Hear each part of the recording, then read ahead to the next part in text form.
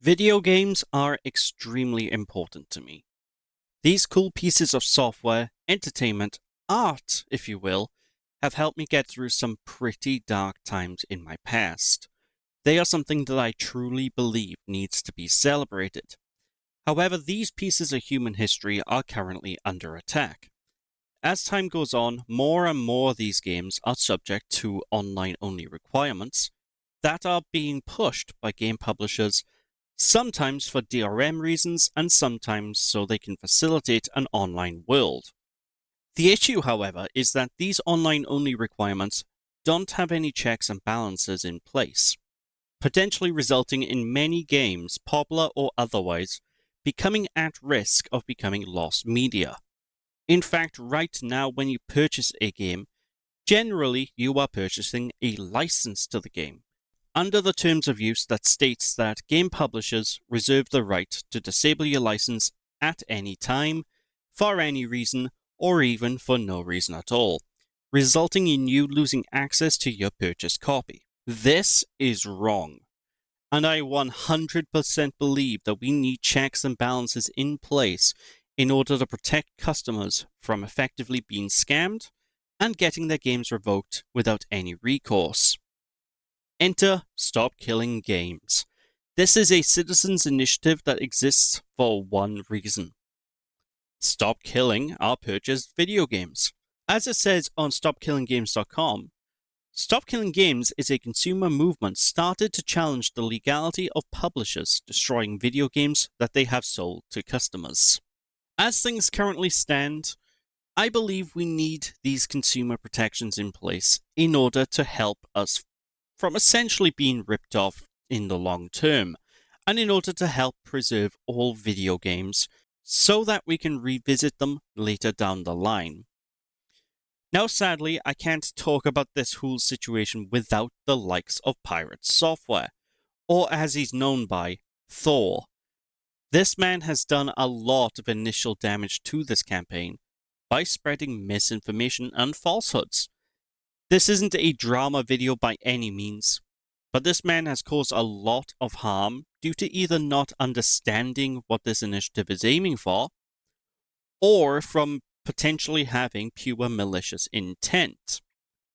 I don't want to believe it's malice, but with how he's acted lately, especially after people have called him out and corrected him, I am starting to believe it was malicious more and more. I won't lie, I don't like the guy very much. I think he's arrogant, he comes across as trying to peddle himself as the smartest person ever, and he is extremely aggressive from what I have seen. Now, I do have to mention, don't attack this guy. It's one thing to disagree with him and dislike him, but I imagine he has been getting a lot of harassment about this whole situation, and that's not cool either. As I have said though, he's definitely pushed false information about the topic. I'm going to look at some of his more prominent points here and give my personal take about it all. One of his biggest criticisms is that this might kill off the practice of live service games because of technical and financial burdens. Now, I'll go over why I believe this is incorrect later on. But he's also made claims such as MMORPGs like Final Fantasy XIV would need to be completely modified into a single-player game and completely rebalanced from the ground up, which is completely untrue. I don't even know where he got this from, to tell you the truth. So to explain how things are currently handled, you normally purchase a video game, in this case, let's say it's an MMORPG, that's a one-time purchase. Here you will be granted a license of the game, which will be usable all the way up until you hit what is known as end of life. At this point, servers will be switched off, and then the game will be rendered inoperable. A lot of people believe this initiative would take end of life off the table entirely. This is false. That is completely unreasonable request that nobody is asking for.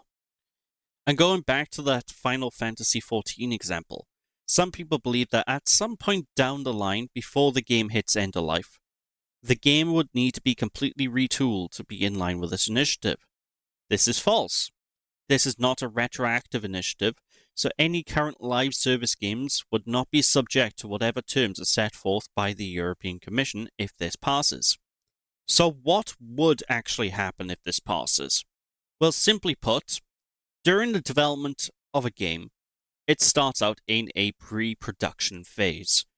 Here is where the game is initially planned out with all of its features, concept art, etc., etc. This is where the end-of-life plan will be planned out and integrated right from the very beginning stages. The game will then be able to be designed from this phase of development with an end of life in mind.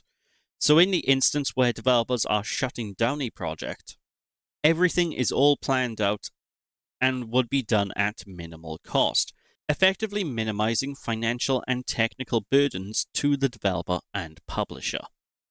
Now, it will be case dependent on how easy an end of life would be to implement, and it can come at a cost to some developers and publishers.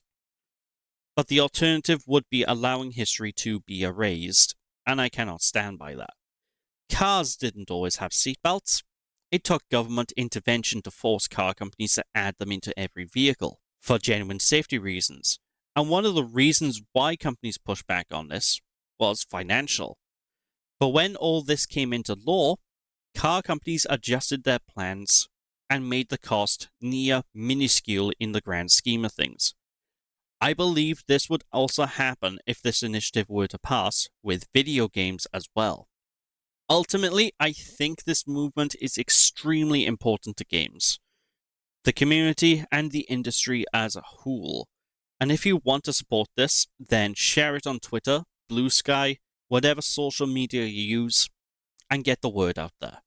Use the hashtag #StopKillingGames, and if you are in the EU or UK, read through the initiative, form your own opinion, and if you agree, sign either the UK petition or the EU initiative itself.